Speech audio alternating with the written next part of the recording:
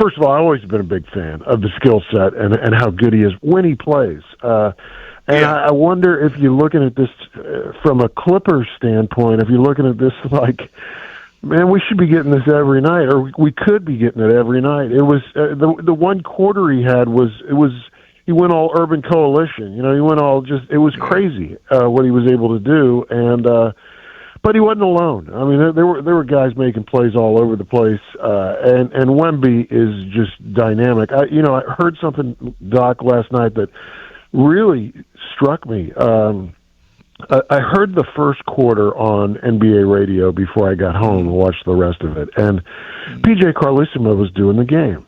And he said something. He said, not only is this guy a serious MVP candidate, he's got to be right there with a guy like Jaylen Brown. But he, not only is he a serious MVP candidate, he may be the most improved player in the league. So you think about that. I mean, he was so good when he came in, and he's only gotten much better. His game is so much more refined than it was in his first year. And it scares you to think he's 22. Where is he going to be in 3 years? He gets a little bit, I don't know if he'll ever have meat on his bones, but he'll get stronger, And so, I mean, talk about the world being your oyster. Holy cow. His handle is what blows me away. Yeah. And his Jordan-like edge. I mean, for the majority, for a large guy to be that edgy, he ain't playing. He's not kidding around. I judge Jordan, and the most impressive thing about Mike was how he was to his own teammates. It wasn't no act for opponents. He was hard on his own people because he wanted everybody at his competitive level. I sensed that from Wemby. For a young dude, that is it's crazy. And I like your point too, because big guys aren't usually wired that way. Right. Thank God the elephant elephant don't have a bad attitude. Yeah. Well, I mean, the only big guy that you can kind of compare that nastiness to is Kevin Garnett. And that's one of the things that made Garnett just so good, was just so tough and so nasty. And I mean that in the most positive way possible. Oh, absolutely. But competitive anger. I love what Wemby did, from the tip.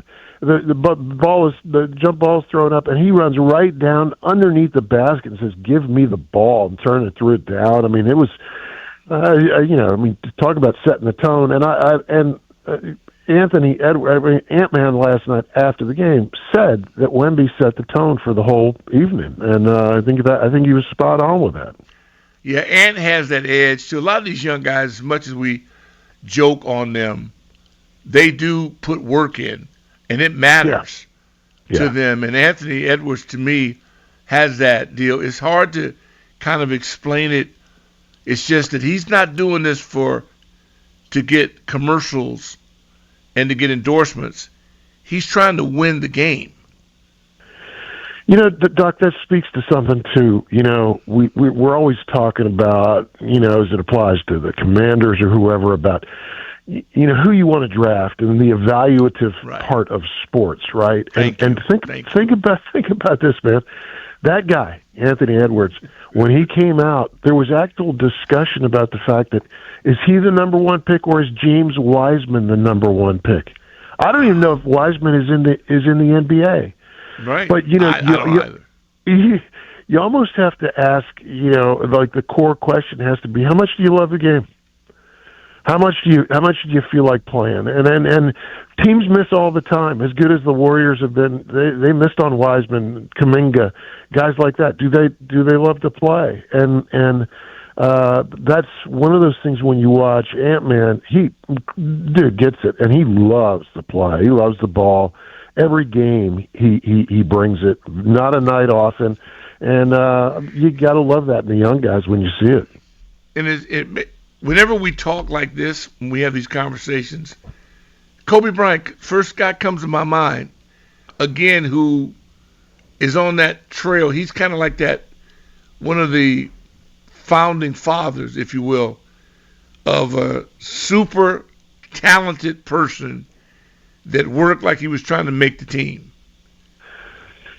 You know, Doc, this is a credit to you because you schooled me. You've given me so much insight over the years, and I did something when I was in LA. We were playing USC and UCLA, Uh-huh. and in between the games, we moved to a hotel closer to USC because traffic issues and stuff Yeah. like Oh, that. yeah. But It's a long way. I got out of the hotel and walked down to the Kobe statue in LA. Uh-huh. Uh-huh. And I thought to myself, damn, it's a Tuesday at 2 o'clock in the afternoon. There won't be a soul down here.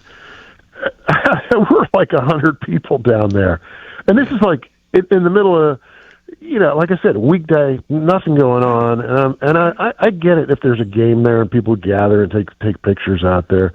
I mean, you talk about, and he's been gone now for, sadly, for 3-4 years, whatever that number Yeah. is, It's and been. It's. but man, I can talk about a remember it so guy. vivid. Yeah, Just. yeah. You just talk about a presence that resonates so much, and but he's one of one, man.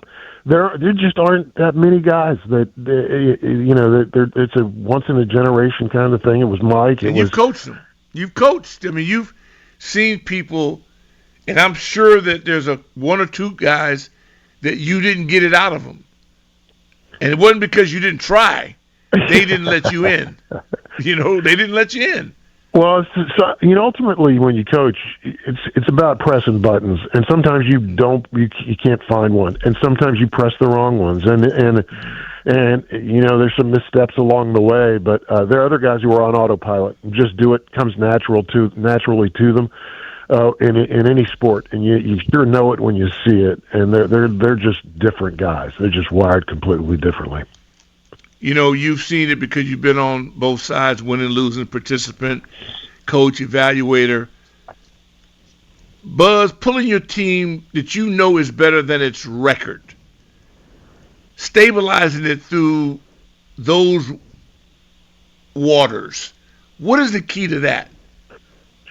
Yeah, the hardest part of coaching, I think, is sometimes to stay, to try and stay positive as hard as that can be, and with all the noise that's out there, right? To try and stay positive, and yet letting everybody know that losing isn't what we do here. You know what? We're not in this to lose. Right. So. And sometimes you have to weather it with a lack of, the lack of the necessary means, the lack of talent. And, when you look at the Terps this year, Doc, they just, when Pharrell Payne went out in December, he was the guy. He was the best player, head and shoulders above everybody else. He probably one of the top centers in the Big Ten Conference, which means he's one of the top centers in the country. And, he went out, and you're just dealing. It's almost like you got an arm tied behind your back after that, and so you just try and get better. I thought the Terps had made some real strides. They had a great win against a ranked Iowa team, but again, the margins. You're playing on the margins, and the margins are really, really thin for this Maryland team right now. How much Olympics? I know with you in season, all that's going on. You got any eyeballs left for the Olympics? I tried to, Doc, but I've actually gone out and seen some high school games and stuff. So, like, I know what's going on, with the Olympics, and I definitely read enough about it, and I stay in tune. If there's something I want to see at night, I will definitely tune in. I love some of the skiing. I definitely watch some of the hockey. I watched the USA beat Germany. So I'm into it. It just, and I know I'll get more involved. Probably, and I know I'm late to the party, but I will see more of it for sure. Coach, always a pleasure, man. Appreciate you sharing with us. It's that All-Star game. You like me, I could hear it in your voice. I've been so disappointed. Yeah. I've been so disappointed because it meant so much to me. I mean, coming up watching Julius, the level of excitement for the NBA All-Star Weekend and my surroundings, household, friends, or whatever, was huge. I mean, going back to Dr. J, what am I talking about? I'm talking about I can go back to Dr. J. I can go back to Oscar Robinson. And that All-Star weekend, it's like you never missed it. You never missed Yeah, anything. yeah, I'm with you, Doc. I grew up in those glory years. And by the way, before you let me go, Dr. J has a documentary that's on Prime, I heard and about that. it's all about the ABA. It's a 4-part series.